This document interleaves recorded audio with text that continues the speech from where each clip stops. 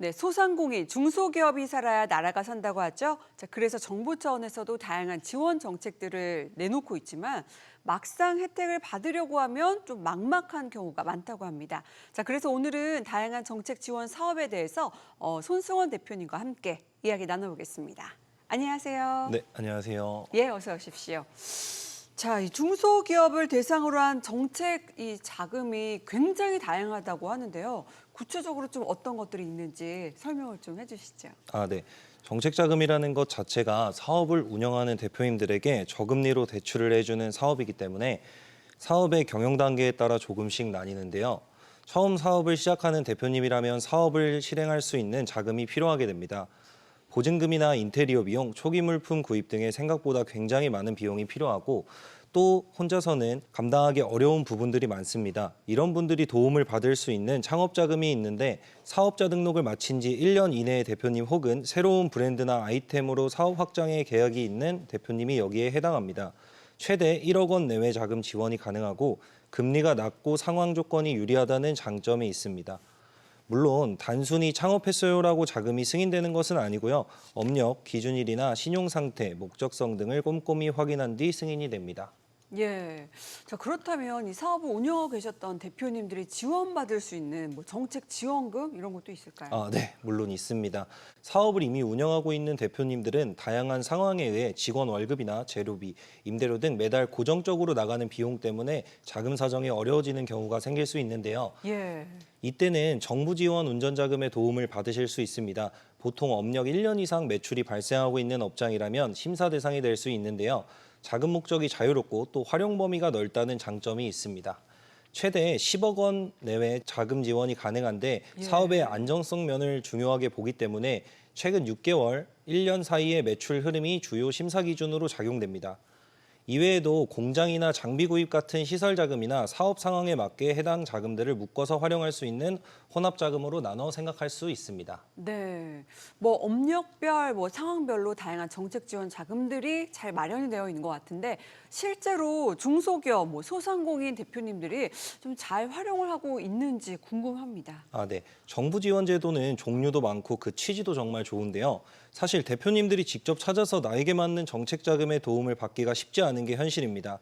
보통 자금 지원을 받기 위해서는 각 정부기관에서 해당 정책 자금 사업이 생기고 해당 조건이 맞는지 확인한 뒤 다양한 서류들을 준비합니다.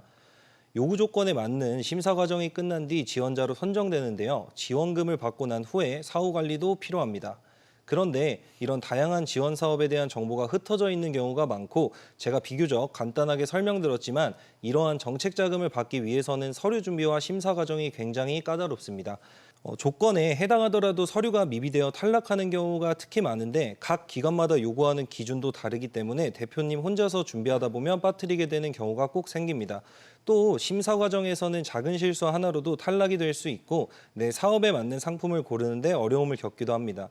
이런 과정을 거쳐 지원을 받았다고 하더라도 이후에 어떻게 해야 하는지 모르는 분들이 정말 많습니다. 네. 이 정책 지원 자금을 받은 후에 그게 다 또 끝이 아니네요. 그럼 또 어떤 것들을 해야 할까요?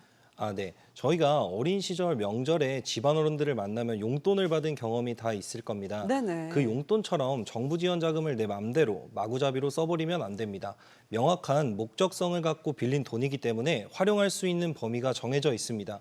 정부 지원금을 공짜 돈이라고 생각하셨다가는 부적절하게 사용된 경우 환수 조치나 추가 상환 요구가 생길 수 있습니다. 때문에 정책 자금을 받으신 다음에는 자금을 어떻게 사용했는지 주요 사용 내역을 관리하는 등 사후 관리와 책임이 중요합니다. 저 같은 경우 단순하게 정책 자금 신청만 도와드리는 것이 아니라 상황에 맞는 자금을 설계하고 사후 관리까지 도움을 드리면서 함께 성장할 수 있는 파트너로서 컨설팅해드리고 있습니다. 네. 그렇군요. 뭐 이렇게 경영에 어려움을 겪고 있는 대표님들을 위한 컨설팅 업체들이 요즘 뭐 부쩍 이렇게 많아지고 있는 것 같은데 어떻습니까? 네, 맞습니다. 안타깝게도 피해 사례들도 많아지고 있는데요. 저도 현장에서 듣게 되는 피해 사례들이 많습니다. 구체적으로 살펴보면 먼저 전문기관을 사칭하는 경우가 있습니다. 정부기관의 공문 양식이 정해져 있다 보니 이 양식을 모방한 뒤 정부기관을 사칭해 접근하거나 지원금 100% 보장, 오늘까지 신청 마감, 당일 승인 가능 등의 사실과 다른 과장 광고를 하는 경우도 있고요. 허위로 사업계획서를 작성하도록 유도하는 경우가 있습니다. 다양한 방법으로 신뢰감을 조성한 뒤 개인정보나 계좌정보를 탈취하거나 과도한 수수료 혹은 보험 가입 등의 추가 비용 지출을 유도하는 사례가 늘어나고 있는 상황입니다.